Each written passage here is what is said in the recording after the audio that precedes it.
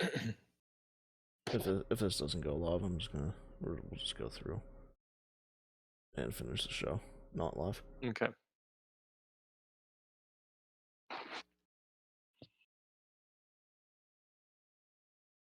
Do you have to start like a different All right, I YouTube think we're stream? live now. Yeah, I think it's a different stream. I haven't figured out how to do YouTube and to make that.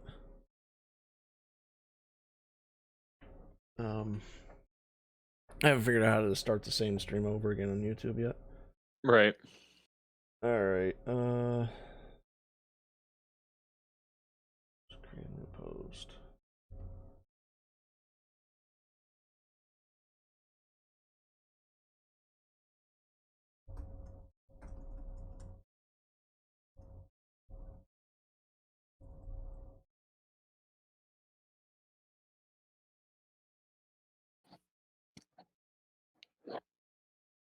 All right, we'll see if anybody comes back. If not, that's cool. All right, let's start recording. Give it a few seconds, then I'm gonna play the. Hey, RFB's back. Welcome back, bud. All right. Sorry about that. I don't know what happened there.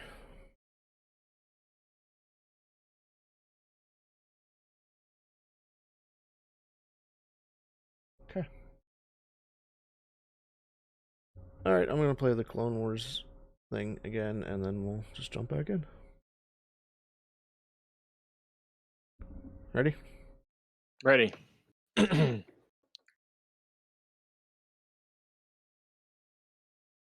Dude.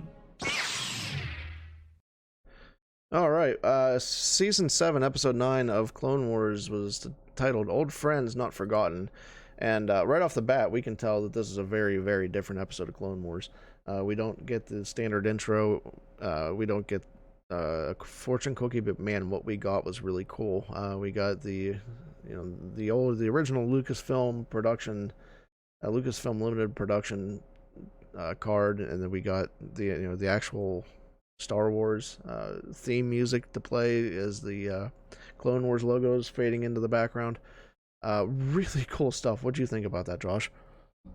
Yeah, I thought it was great. I mean, it just had this different feel to it. It just like it had this nostalgic feel to it, I and wasn't expecting that I wasn't at either, all, and that was and really cool. I'm not sure if there's any specific meaning behind it, but it Mm-hmm. was awesome. Mm-hmm. Yeah.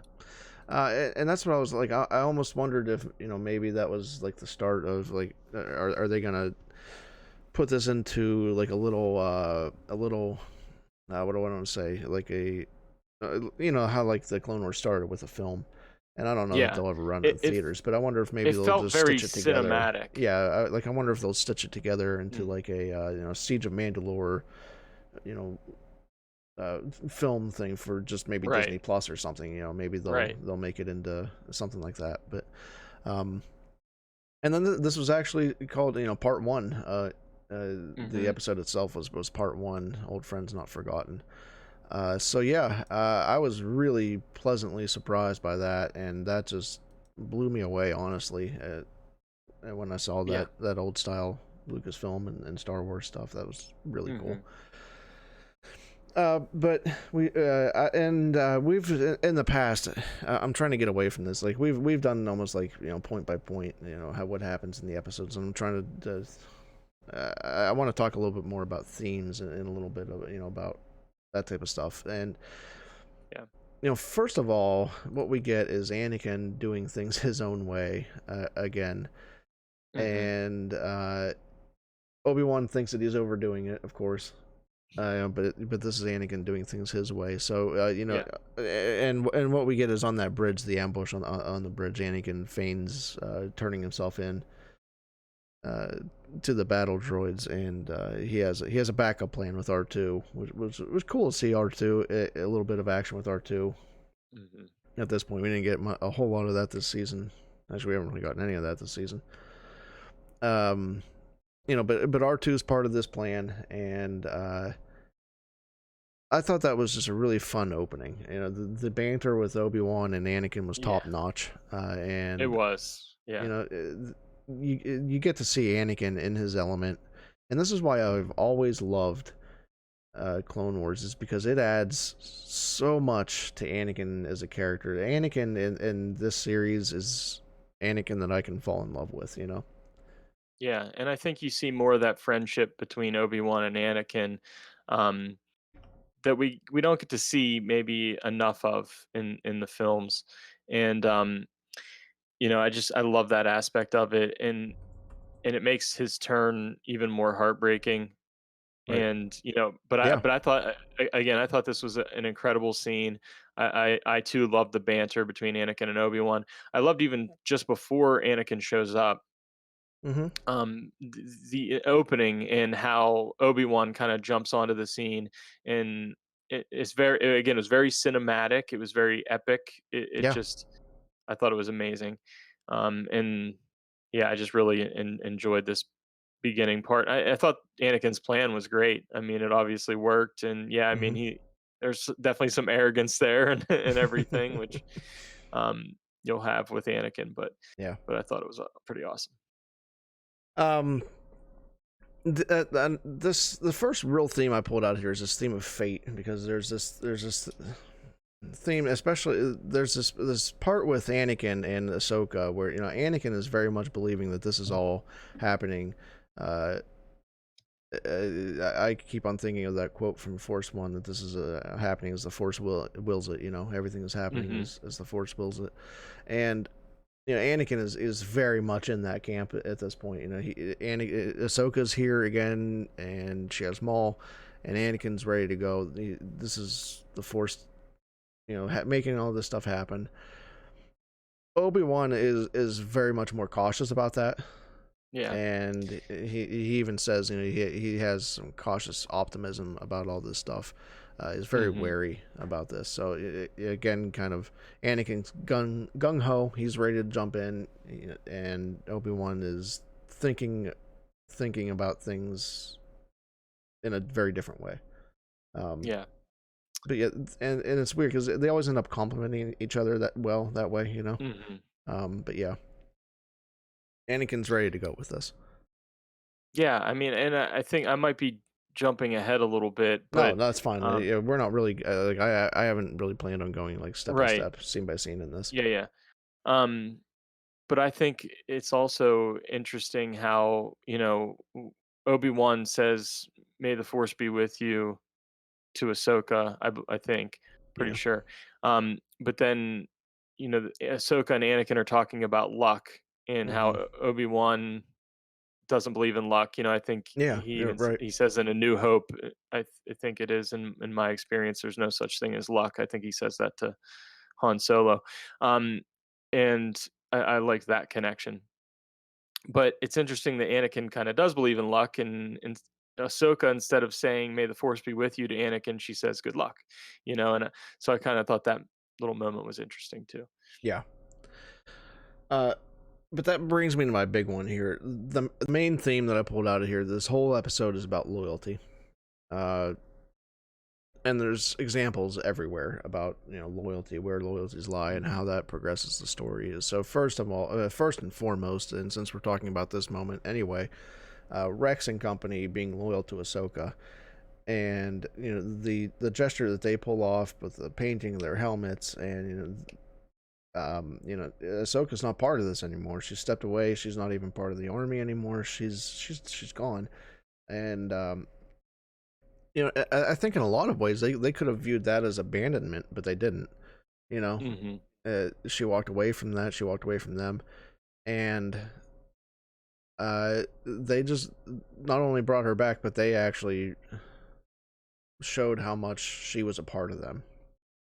Yeah, and I got to tell you, when she walks into that hangar and sees the 501st with the paint on their masks and Yeah, on their helmets, um, man, I was almost in tears. That was that really got me. That moment, especially the second time I watched it, it just had such a big impact. I love that moment. yeah, yeah, absolutely. And Anakin's loyalty isn't just where.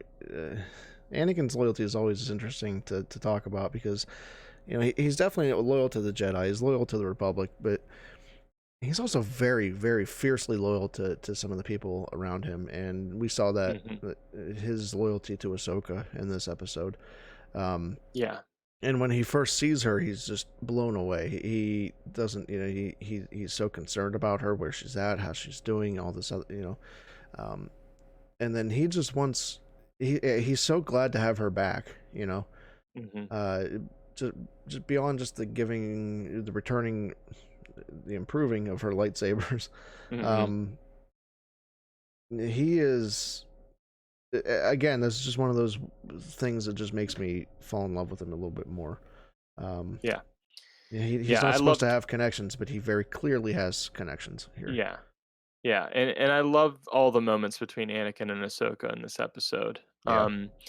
I think they had a lot of heart, and even I think Ahsoka, the way she was a little bit cold towards Anakin in parts, but I think she was kind of taking on that leadership role, and the kind of the roles were reversing a little bit with Anakin and Ahsoka, and she was like, hey, we don't have time for this. We gotta. This is what we have to do. We have to get to Mandalore, and you know, there was definitely some desperation there. Yeah. Uh, and then Obi-Wan has some interesting loyalties here too. He's definitely loyal to the Republic, but then what really I think maybe turns him a little bit here is his loyalty to Satine. He's talking to Yeah. Bo-Katan Hmm. and all this stuff, and his loyalty I think to Satine is kind of what makes him soften up a little bit here. Hmm. You know, Yeah, certainly, and because he's reminded he's of his he's reminded of his feelings to to Satine a good bit there. right. Yeah, because he was pretty firm and a little bit cold as well towards Yeah, Ahsoka, right. um, and everything from my point of view. But Yeah, and but he. oh, go ahead. No, I was just gonna say, obviously his loyalties are with the Republic Yeah, in a yeah, big and way. going back to Anakin a little bit.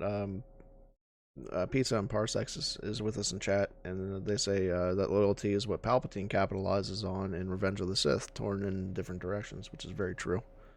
Yeah, He capitalizes absolutely. on his loyalty, definitely Hmm. towards Padme and Yeah, saving Padme. So yeah, yeah. that The was thought of him that being able to one save her. Yeah. that one character trait that I think is where Anakin could be exploited, and so and this is getting off onto a tangent, but I've seen some discussion lately, a little bit about what would have happened if Qui Gon had been alive to train Anakin, if that same stuff would have happened. I don't think Yeah. anything changes. Right. Anakin's personality is his own, and he still has those character traits that can be exploited. They're wonderful, wonderful character traits, uh, but they can be exploited. And I think that Palpatine, being Palpatine, would have done it no matter what. Hmm. So, Yeah, and I mean, I think Anakin definitely has certain traits that lend itself to the dark side, and I mean, obviously, he was trained later than is ideal. He is thought to be the chosen one, which puts a lot mhm. of kind of Yeah. pressure, and the way that I guess the way the Jedi Council kind of handles Anakin Hmm. is partially at fault as well.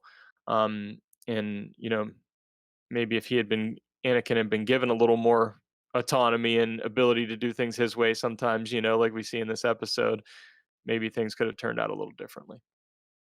Yeah. Yeah. Definitely. And then the final one I pulled out here, and I'm sure that there might be some more, but Bo-Katan's loyalty is clearly to Mandalore as a whole. She's Hmm. there for Mandalore. So, Yeah. and all of this stuff, all these loyalties, very well done because they all drive the story ahead in some way. You know, Bo-Katan needs to get to Mandalore. She needs to save her planet from what's happening with Hmm. Maul, and everything that's been everything that he's done to take over control of Mandalore. Um, so that progresses the need to get there. We have Anakin being so loyal to Ahsoka that he brings her back into the fold and sends her on her Hmm. own to do this. Rex's loyalty to Ahsoka, the 501st as a whole, Yep. to accompany Ahsoka, to not feel like she abandoned them, to actually go with her and do all that stuff. So everything there worked together, uh, to really push this story forward, which I think was really really well done. Yeah, and I think obviously too the situation on Coruscant has escalated things as well and kind of complicated things even more because now they need a heavy concentration of troops and everything to head to Coruscant as well. And I really I'm hoping to see like the kidnapping of Palpatine like take place and everything Yeah, because yeah, I think that'd be so cool if we get to see that happen, that yeah. leads directly into Revenge of the Sith. And I don't Like, know I if we will. hope we I see like. I don't know. I Right. don't know what's going to happen with these next few episodes. It's almost like Mhm. I feel like that moment between Anakin and Ahsoka was their gogoodbye, Yeah, that was definitely, in my and opinion, I that don't think they're gonna was see each other no, again definitely. until And I the don't know. Rebels. Yeah, Um, and I mean, we may see Anakin again, but I almost feel like that's where their story kind of leaves off for Episode 3, and mhm. I'm not sure. Maybe it won't, but Yeah.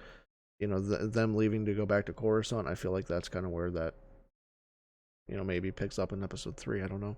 Yeah. Yeah. Um, but and chat again. Rural Farm Boy mentioned that there was a bit of a silent division between Obi Wan and Ahsoka, which was absolutely true. And then Yeah. Pizza and Parsec says that they felt some resentment there, and that almost like Obi feels like you broke my friend's heart, and now I'm mad. Uh, Mhm.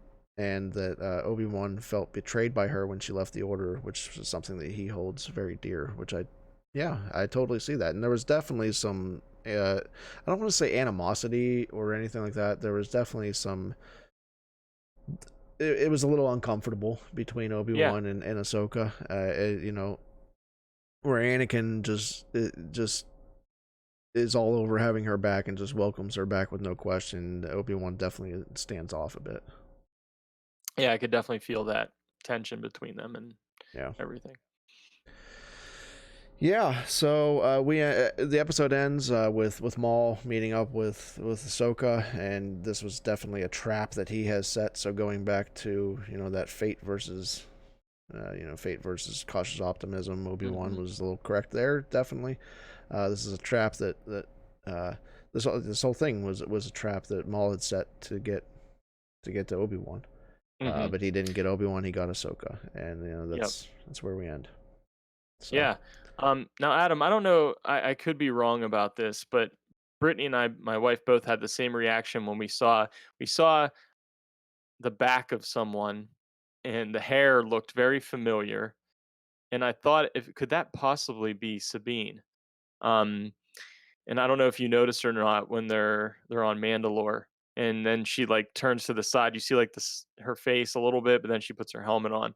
I thought I don't know how that works out with the timeline or how old Sabine is in Rebels, but I thought that might have been her. I don't know if anybody else kind of I mean, noticed that Sabine or. would be in her teenage years in Rebels, Hmm. which would probably I don't know the exact timeline, but that would be there would only be a couple years separation there. Because well, no, maybe not. No, I mean, Yeah, I don't know if the timeline matches I up, don't but think it it does. I think Sabine would have to be pretty young in this. yeah, it looked a little bit like her, and I wasn't sure how old she was in Rebels, so I didn't know. I But want to say she's in her teenage years in Rebels, just because of how um, she and Ezra kind of match up and get along there. hmm. Um, Let me see if I can find out real quick when she was born. She was born 21 BBY on Mandalore. So she would be like a toddler, I think. Okay, yeah, so that wouldn't line up. Yeah. Let's see here. And then get an exact. I'm just trying to get an exact timeline here. So she was what? What did I say? 22 BBY. And then episode 3 is 19 BB. So she'd be like 3. Okay, so that was probably someone else. And I think that there's some agreement in the chat as well that Yeah. it probably wasn't Sabine, even though it kind of looked like her. So, Yeah. So so what were your overall impressions of this episode, Adam? I loved it. I mean, I thought this was wonderful. I loved the action in it. I loved, getting the race between Ahsoka and Rex to get down to the surface. I thought Hmm. that her Jedi moments, jumping in between ships and riding on jetpacks and uh, you know, all that stuff to get down to the planet was just really well done. Yeah. Amazing. I loved the action in this whole episode. Hmm.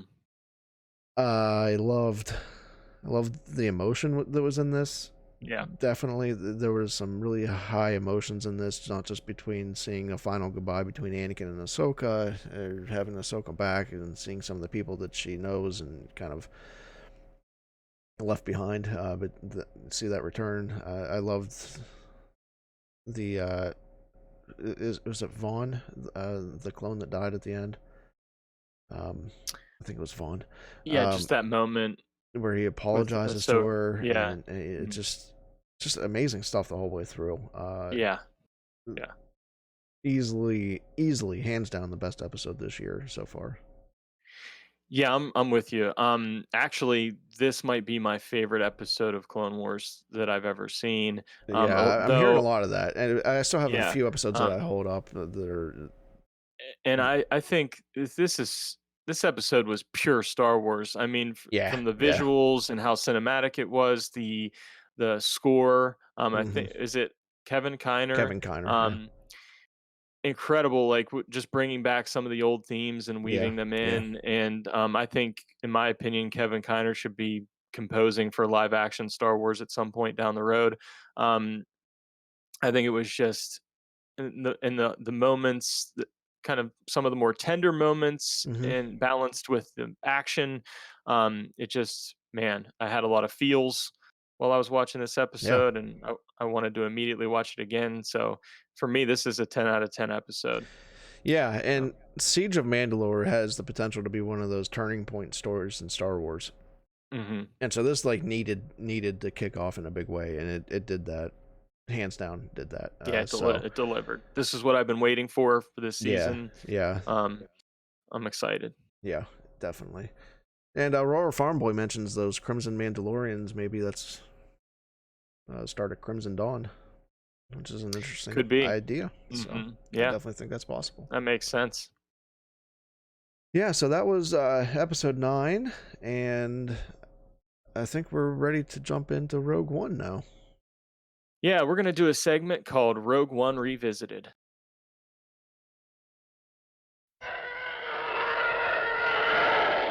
Luke, you're going to find that many of the truths we cling to depend greatly on our own point of view. Okay, so recently IGN conducted a kind of a rewatch of Rogue One. You can find that video on YouTube, and they were joined by a couple writers that worked on Rogue One, Gary Whitta, and the other writer is escaping me right now. Again, I might need help with that other name. But I was watching this yesterday, Adam, and it was great. I First of all, I would like, kind of your feelings about Rogue One, um, just as a whole. I love Rogue One. I usually put it a tad bit lower, I think, than others do, as far as my overall Hmm. feelings about it in all of Star Wars or all of Disney Star Wars, or however you want to say that. Uh, but I thought it was a very very well done movie, and the way it just leads in, it's almost like episode 3.9, just the way Yeah. it perfectly weaves into Hmm. uh, episode 4 was pretty brilliantly done. So Yeah, I think you could just sit down and watch Rogue One and then Episode 4 right after, and I think that'd make for a pretty fun Saturday yeah, afternoon. pretty Um, much, absolutely. it does lead so nicely into it. And you know what? Rogue One actually might be my favorite Star Wars film in the current era, That's in fair. the Disney era. Yeah, sure. Yeah, of course, I love the sequel trilogy too, Hmm. but Rogue One just always stands out. And I thought we could kind of revisit Rogue One today, looking at some of the interesting things that came from the writers of the film, and this movie went through a, A a lot. process. It I went mean, through a you know, lot. Yeah. you it went through a few different writers, and Yeah. eventually Tony Gilroy came on and kind of finished the movie out and everything. But Hmm. we're going to look at some of that, and so I'm just going to give just some talking points and what if you have any reaction to it, react Yeah. to it. Yeah. If not, we'll just move on to the next one, and I'll give my Nope. reactions I'm as gonna be well. totally silent for the next. This is all you. But the first thing that came up was Gary Whitta actually wrote an opening crawl for the film, but they decided not to use it. So for me, I thought one thing Rogue One was missing was an opening crawl. I kind of missed it having one, and I would have loved to have seen an opening crawl for Rogue One.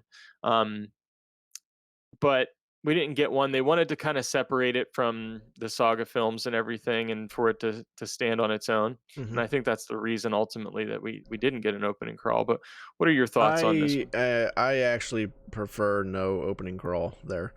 Hmm. And the reason for basically what you said is that it does set it apart. It's Yeah. a Star Wars story, but it's not a Star Wars. It's not part of that saga. It's a little bit of a different thing. Um, I like that about it, and I'm totally okay with it. I think it needed just a little something different. Kind of. I Hmm. always say how Force Awakens kind of needed to just be a lot like A New Hope to bring everybody back in, to let them know that this is Star Wars again, that this feels like Star Wars again. And then on the flip side of that, I think that Rogue One needed those key points of separation to let everyone know that this is still Star Wars, but this is going to feel just a little bit different. Yeah. Yeah, I can definitely see that. And maybe it would have been weird to have an opening crawl with this movie. I'm not sure, Yeah. but they ended up having kind of like a cold open, which was kind of a flashback to when Jin was younger, Hmm. um, and this opening scene was actually influenced by Inglorious Bastards. Have you ever seen that movie, Adam? I have not. No. Okay, that's a Quentin Tarantino That's probably why film, I haven't and seen it right there. yeah. So which actually Inglorious Bastards is really good. I've heard Um, it. I've heard it's good. yeah, Quentin it's really Tarantino good. is just not my cup of Yeah, tea in most I cases. get it. I Yeah. get it. Yeah. But basically the idea was, there was a scene in Inglorious Bastards where they were trying to hide kind of this girl or this family underneath the floorboards. You had like this military figure that was coming in Hmm. to try to find the Okay. Jews and everything. Okay. Um, and so basically that influenced that. So I thought that was Gotcha. just kind of interesting. Yeah. Um, the next point is Gareth Edwards was very interested in there being gray area, kind of morally gray area for both the rebels and the Empire. So I thought of a few characters that kind Yeah. of kind of explore that gray area. I mean, we had, you have Saw Gerrera, um, who's kind of a rebellious rebel in a way. Yeah, no, Um, he's the extreme rebel. Yeah, Yeah, extreme rebel, yeah, extremist Cassian, who kind of toes that line as well. We um, see what he does by killing his right, kind right. of own guy, basically I in the wouldn't beginning. say he toes the line so much. I would say that he's very much a rebel. He's very much, but as far as like, He's I following mean, orders. yeah, Yeah. and he does the dirty stuff that, Hmm. maybe the uh higher higher aspects of the rebellion don't want to talk about, I guess. Yeah, that makes sense. And then I thought of Galen Urso too, where he's kind of Doing his job, yeah, doing his job. He's doing kind what of he has forced to to be do. an Right, Imperial and right. to build the Death Star and everything. And so, I just thought it was interesting that it blurred the lines. It wasn't just light and dark, you good and bad. Right. And I like that because I think there is gray area that exists, and I think it's interesting to explore. Yeah, yeah. I've I like that gray area aspect. This is one of the things that I've liked about Lost Stars. In that book, is exploring both Hmm. sides of what it means to be on on one of those two sides in a war. Um, but yeah, that being said, I like that storytelling they did then, and I'm ready to move on from that now. So, but we're getting the Cassian Andor series and all that stuff. I thought that was good storytelling then, but I don't want to get stuck on that storytelling, I guess. Right. So, The next point was originally Jin actually went to Ord Mantell instead of Jeddah to find Saw. Um, and so I thought it was interesting because I think Ord Mantell is mentioned by Han yes, in The absolutely. Empire Strikes Back. Um, and originally the Rebel base was going to be on Dantooine. Um, but they ended up, and then it moved to Yavin in the story. Right. But they had to cut these planets out for budgetary reasons. Mm-hmm. But I thought it was interesting that they kind of went to those planets that were mentioned in the original Yeah. trilogy, Yeah. and it would have been cool to see the original Rebel base. Visits to planets that we know instead of making new planets for every story that we tell. So I would have Right. really liked to see Ord Mantell in this, and I like what we got in Jeddah. But I would have liked to have seen Ord Mantell, I guess. Yeah, I mean, I think there's, and I'm going to talk about this in a little bit. There's kind of this mandate from Lucasfilm to create new things, Yeah, sure, right. and I get that. I but get it that. I also get that too, because I mean, you do want to fill out a galaxy. This is supposed to feel like a big Right. galaxy, and Right. I get But it that. doesn't hurt to revisit those planets, and we did get a little bit of that with Yavin and everything. Yeah. But the next point I had here was it was important for them, the writers, and Gareth Edwards, to show the completion of the Death Star with the dish being installed, and it was mentioned Gareth's ability to create epically scaled shots, Yeah. and how good he was at making things look epic, and I just love. I mean, that was the iconic shot of the trailer and then the movie itself, Yeah. right? Yeah.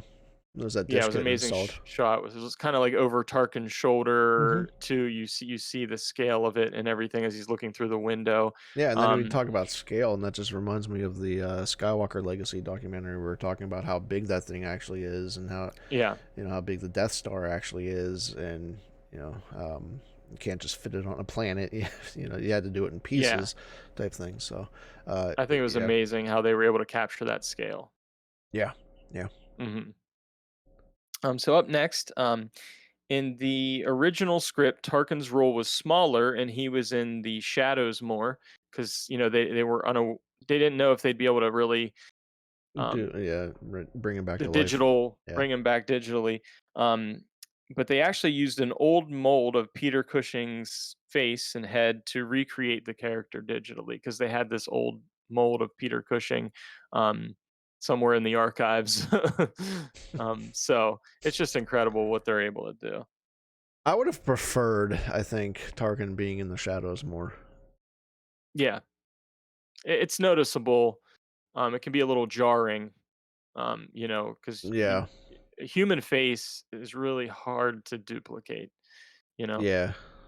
And I mean, they did a wonderful job doing it, but that was one of my main complaints about Rogue One when I left the theater initially, and when I go back and watch it, I feel the same. Is that those CGI characters just take me out of it, just enough that it's jarring just a tiny bit, just a little bit enough to make me say, would have I agree preferred with something you. else. So I agree. This one's pretty kind of interesting. The first version of Borg Gullet was a memory trader, and he fed off of memories. And Jin traded memories for the information she needed, I guess. And so for Borg Gullet, not my favorite aspect of Rogue One. Really, anyway. I like Borg Gullet. But I like Borg Gullet. I know. Yeah, I don't know. I know I'm probably like in the minority there, I guess, because you're not the first person I've heard say that either. You love all like the weird creatures and stuff like that. I mean, I love Saw talking about him. I like it. Yeah, it's fine. It's Star Wars. There's creatures. It's cool, but anyway, it was going to be a little different than originally planned. or yeah, it became different than it was planned. Yeah. The planet Scarif, this one's really funny, got its name from a barista at Starbucks who mispronounced Gareth's name How do you and called mispronounce him Gareth so bad that it comes out called Scarif him though? Scarif instead of How does Gareth. that So happen? yeah. Um, That's why s- that's why Starbucks is overrated. yeah. So sometimes it's It's also Starbucks is it's overrated, not but it's also not my favorite coffee ever either. no, But hey, I whatever. actually I prefer Dunkin' Donuts. But anyway, um, but yeah, so it's interesting how these things get named sometimes. Sometimes it's just these random things, that how you come up with names in Star Wars for things. Um, this was that what I spoke about earlier. One mandate from Lucasfilm was to try to create new things, don't have characters bump into known characters just for the sake of doing it. Story comes first. And one example of that in doing something new was what would it be like to be at ground zero of a Death Star attack while it's in its testing phase? And we Okay. get that on Jeddah, and Yeah, kind of yeah, yeah. what that would be like to be on the planet um, when the Death Star kind of uses its Yeah. even a 10% power or whatever. Live and chat is with us about Duncan. It's Duncan over Starbucks. Yeah, Duncan for sure. Uh, America runs on Duncan. Anyway. But also, originally Krennic was I'm sorry, Cassian was a secret agent for Krennic, and Cassian later changed sides in the story. Personally, I like what we got with Cassian and his story and him being a rebel and everything. Yeah. Um, so I don't know how I would You have start felt playing about that. around with, double agents and flipping sides all the time, it gets a little much. So Yeah, it just gets a little yeah, I'm complicated. okay with him just being a spy. hmm Now, there were several other titles that came up other than Rogue One, including Shadow of the Death Star, Dark Times, and Rebellion. What are your thoughts on the title we got? Um, I don't know. I kind of liked Rebellion, but I mean the title we got is fine. So yeah, Yeah, I'm a fan of Rogue I don't have any One being profound the thoughts title. for you there. No, I mean, I know one thing they wanted to do was because most of the saga films are like 3 or 4 words or whatever. Um, they wanted to do something that was 1 or 2 words as the Mm. title, just again to separate it from the other films. Um, Yeah, not a fan of Shadow of the Death Star. Dark Times no, is man. I do like the Rebellion yeah, title that's in there. Rebellion's all right. Yeah. The third act was intentionally played homage to the third act of Return of the Jedi, which I think is kind of clear. And they even wanted to use Akbar in the third act, but Gareth didn't want to overuse legacy characters, so they created General Radis. Okay.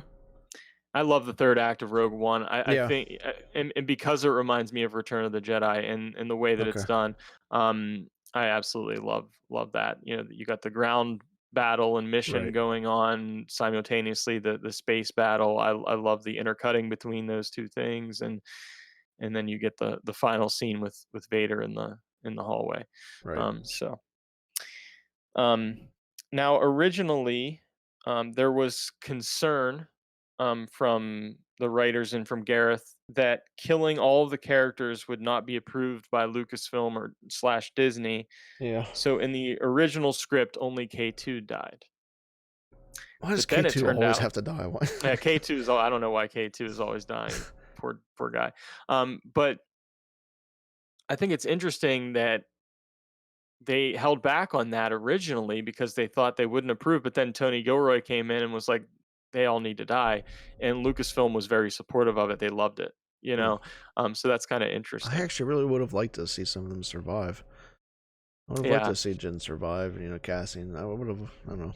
I would have liked to have seen that, but yeah. I mean, I guess one thing it does is it becomes hey, sort of like, if Maul can get chopped in half, yeah.